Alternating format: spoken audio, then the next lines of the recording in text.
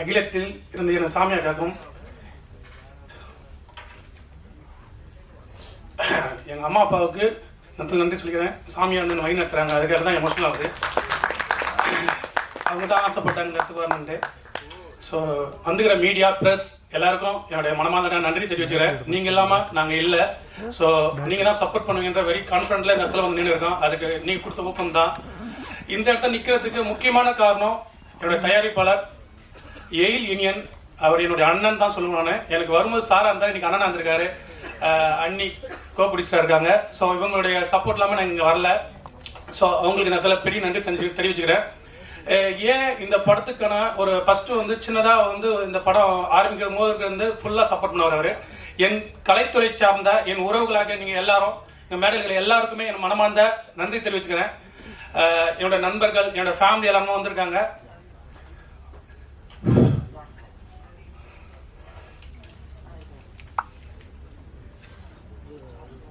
First படம் கொஞ்சம் தடுமாட்டம் இருக்கும். ஸோ ஏன்னா வலிகளோட தான் இந்த இடத்துல வந்திருக்கோம். இஷ்டப்பட்டு வந்திருக்கேன். இந்த கஷ்டம் வந்து நான் இஷ்டப்பட்டு எடுத்துக்கிட்டு தான். ஸோ ஒரு 15 வருஷம் ஆயிடுச்சு இந்த இடத்துக்கு வர்றதுக்கு. இந்த படம் சின்னதாக ஆரம்பிக்கும் போதே ஒரு கதை லவ் ஸ்டோரி தான் ஆரம்பிக்கணும்னு ஆரம்பித்தோம். ஃபஸ்ட்டு எங்கள் அண்ணன் தான் எனக்கு ஃபுல் சப்போர்ட் பண்ணார். அதுக்கப்புறம் இந்த படத்தை நான் அடுத்துக்கடுத்து கொண்டு போகிறதுக்கு என்ன பண்ணுறதுன்னு தெரியாமல் இருக்கும்போது தான் என் நண்பர் தினேஷ்ன்ற ஒருத்தர் மூலம் தான் இந்த படம் வந்து குமரேசன் சார் இந்த இடத்துல இவருக்கு மிகப்பெரிய நன்றி சொல்லிக்கிறேன். Sir please sir. ஏன்னா இவர் தான் இந்த இடத்துக்கு என்னை கொண்டு வந்தார். இவர் தான் வந்து எயில் யூனியன் அந்த அண்ணனை வந்து எனக்கு அறிமுகம் பார்த்தினார். அதில் அவருக்கு பெரிய நன்றி சொல்லிக்கிறேன். அதுக்கப்புறம் எயில் யூனியன் அண்ணனை பற்றி சொன்னேன்னா சென்னை ப்ரொடக்ஷன்ஸ் என்னென்னா இந்த படம் வந்து சினிமா தெரியாத ப்ரொடியூசர் கிடையாது. அவர் சினிமாவை அணுவணுவாக அனுபவித்து 20 வருஷத்துக்கு மேலே சினிமாவை நேசித்த ஒரு மனிதர் தான். பல பேர் முதுகில் குத்துறதுக்கு 1000 பேர் இருப்பானுங்க. ஆனால் கை பிடிச்சி முன்னாடி தூக்கி வரதுக்கு ஒருத்தர் இருக்க மாட்டான். அந்த ஒருத்தர் தான் எனக்கு அவர்.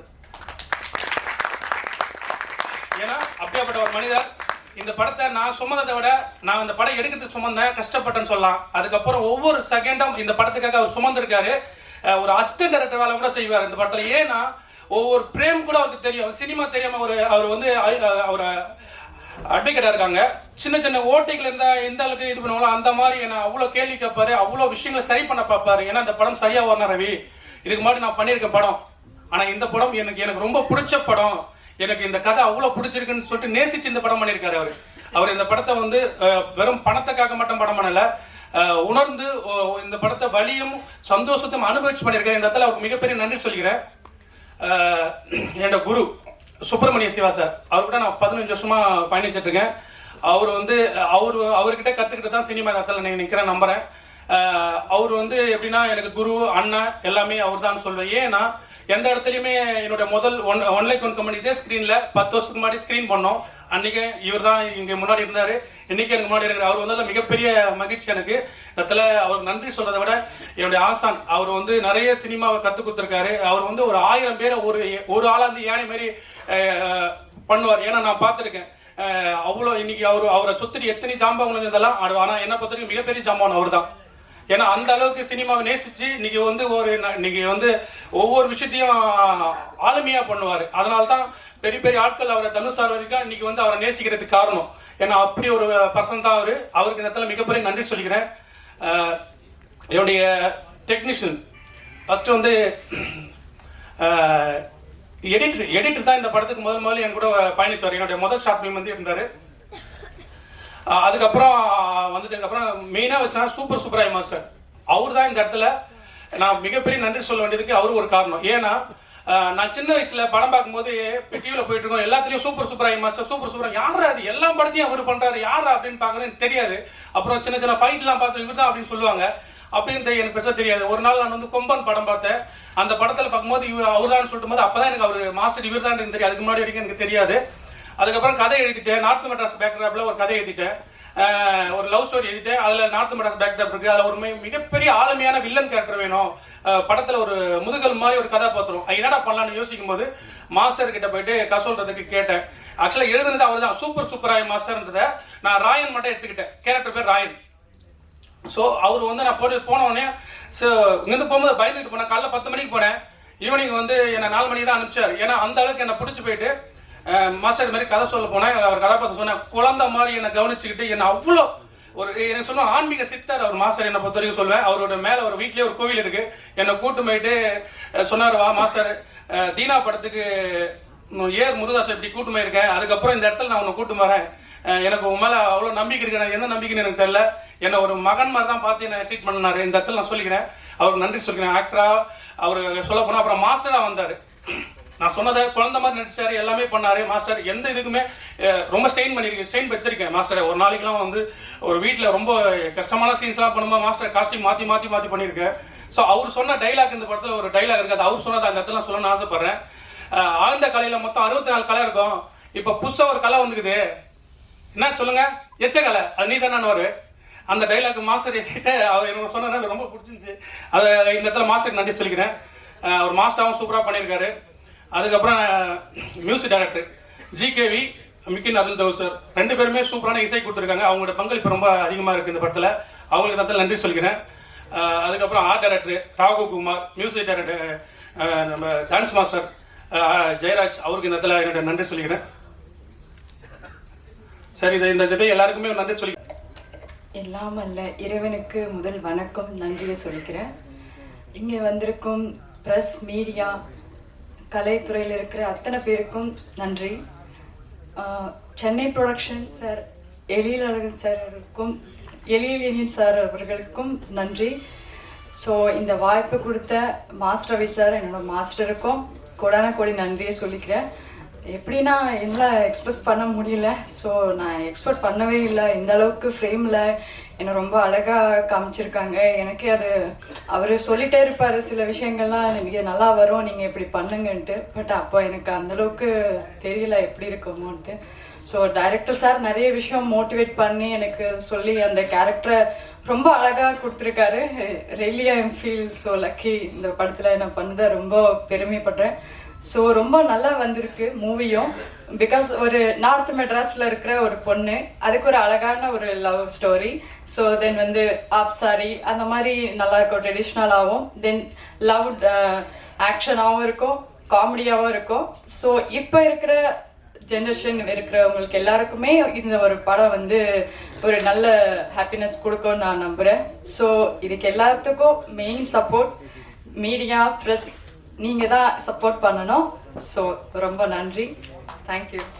மியூசிக் கம்போசிங் எல்லாமே பண்ணிட்டு இருக்காது, ஒரு டைம் ஃப்ரேம் வச்சுருக்கோம் இல்லையா. ஸோ அந்த டைமில் நாங்களே தான் எல்லாத்தையுமே கேட்டுட்டு இருக்கோம், சாங்ஸாக இருக்கட்டும், ட்ரெய்லர் எல்லாமே.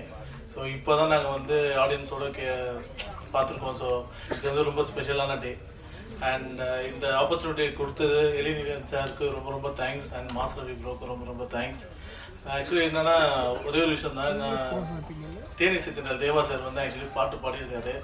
அந்த சாங் கம்போஸ் பண்ணிவிட்டு நான் வந்து ப்ரொடியூசர்ஸ் கிட்ட எல்லாமே கேட்கும், நானும் ரவி சாரும் வந்து டிஸ்கஸ் பண்ணும்போது இந்த சாங் யார் பாட வைக்கலாம் அப்படின்னு தேவா சார் மாதிரி ஒருத்தர் பாடம் நல்லாயிருக்கும் அப்படின்னு நாங்கள் ப்ரொடியூசர் சார் கிட்ட கேட்டோம். எதுக்கு அவர் மாதிரியே நீங்கள் அவரே பாடுவீங்க அப்படின்னு சொன்னார்.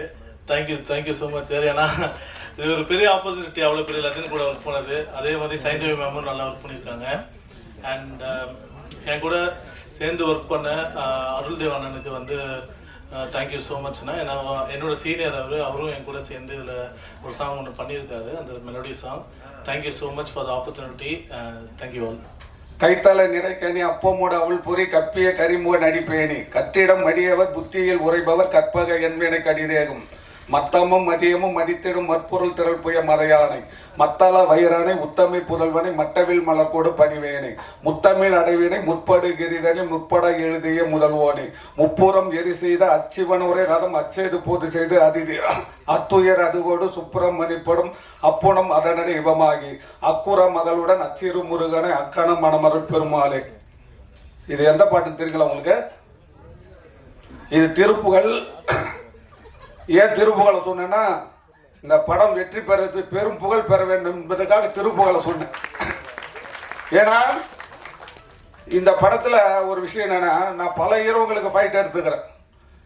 முதல் ஃபைட் எடுக்கும்போது முதல் படத்து முதல் ஹீரோ நான் தான் மாஸ்டர். அவங்களெல்லாம் உயர்த்தும் போது இந்த படத்துக்கு நான் மாஸ்டர் ஃபஸ்ட்டு, அவர் இயக்குனர், நடிகர், அவருக்கும் நான் ஃபைட் எடுத்துக்கிறேன். என்கிட்ட முதல் படத்தில் பண்ணவங்களும் உயர்ந்த நிலையில் தான் இருக்கிறாங்க. இவரும் உயர்ந்த நிலைக்கு வந்துடுவார்.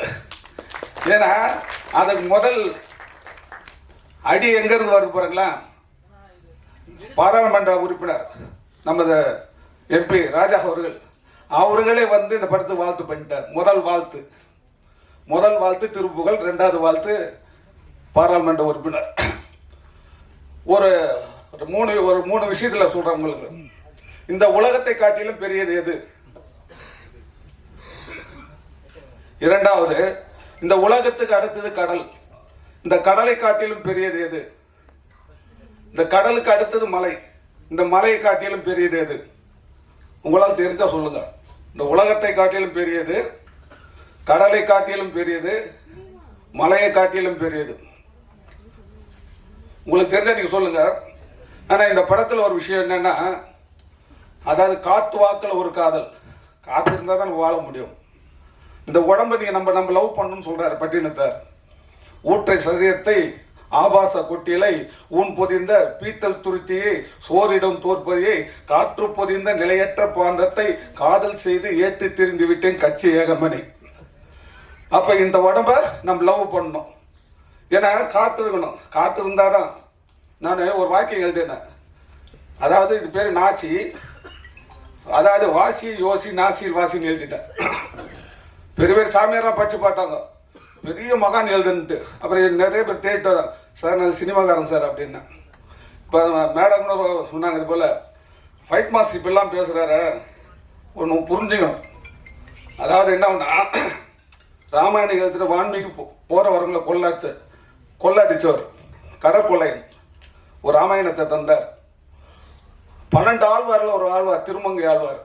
போகிறவங்களை கொள்ளடிச்சு கோயில் கட்டினார். இப்போ கோயில் கட்டி கொள்ளடிச்சுடுறாங்க. அவர் யாருன்னா திருமங்கை ஆழ்வார். குலம் தரும் செல்வம் தரும் அடியார் படுந்துயிர் ஆயினே எல்லாம் நிரந்தரம் செய்யும் நீள் விசும்பு அருளும் அருளோடு பெருநிலம் அழைக்கும் வளம் தரும் மற்ற எல்லாம் தரும் பெற்ற தாயினும் ஆயினும் செய்யும் நலம் தரும் சொல்லி நான் கண்டுகொண்டேன் ஓம் நமோ நாராயணா என்ற நாமம் சொன்னார் திருமங்கை ஆழ்வார். அதாவது என்னன்னா, நான் ஃபைட் மாஸ்டர் வந்து நிறைய இந்த ஆன்மீக விஷயங்களை பேசும்போது இவர் எப்படி பேசுறார் படிக்கணும் நிறையா. அதெல்லாம் வீடு கட்டும்போது படி வச்சுது. படித்தாதான் நிறைய விஷயங்கள் நம்ம கற்றுக்கணும். உங்களை ஒரு விஷயம் கேட்குறாங்களே, படித்தவன் சிறந்தவனா, ஒரு நாட்டை ஆளக்கூட ராஜா சிறந்தவரா சொல்லுங்க. இல்லை, படித்தவர் சிறந்தவரா, ஒரு நாட்டை ஆளுறவர் சிறந்தவரா? இப்போ எல்லாரும் பசியாக இருக்கிறோம். செவிக்கு உணவு இல்லாத போது சிறிது வயிற்றுக்கு ஏற்படும்.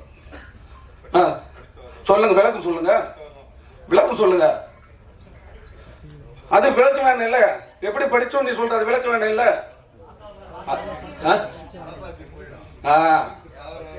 அது சொல்றேன், விளக்கம் சொல்ல பாருங்களேன்.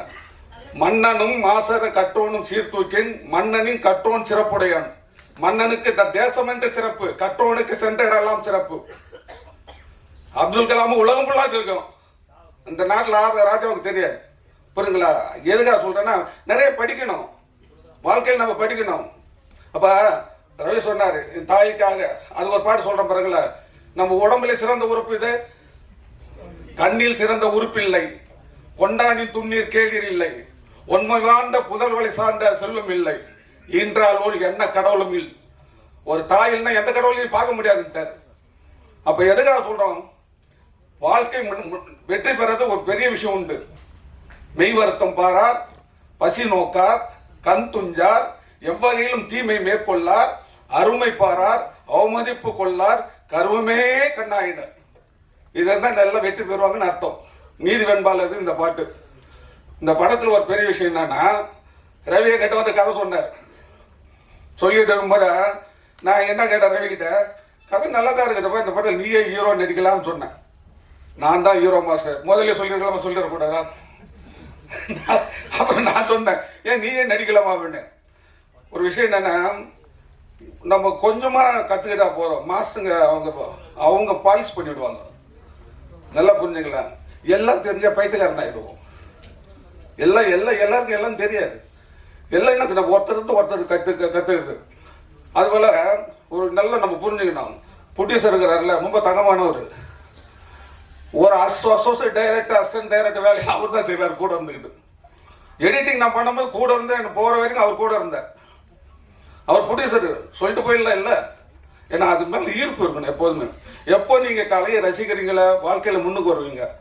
சார் நீங்கள் ரசிக்கணும். அது எப்போதும் பாருங்களேன், எதை நீங்கள் ரசிக்கிறேன்னா உயர்த்த போகும். அதை நீங்கள் நேசிக்கலன்னா உங்களை விட்டு பிரிஞ்சு போயிடும். இன்றைக்கி நான் ஒரு 40 வருஷம் 45 வருஷம் ஃபீல்டு நான் இருக்கிறேன் பாருங்களேன்.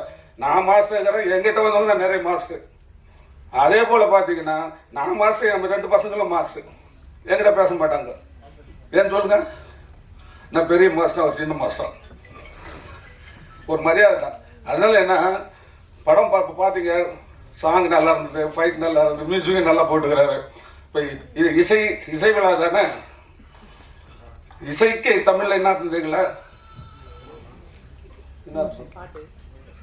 இசைனா புகழ்னு அர்த்தம். புகழ்னா இசை. அதனால வள்ளுவர் வந்து இசை பற்றி எழுதல. உலகத்திலே சிறந்த இசை 2 இசைன்னு சொல்றாரு. குழல் இனிது யாழ் இனிது என்ப தன் மக்கள் மழலை சொல் கேளாதான்னு எழுதுகிறார். இசை என்றால் புகழ்.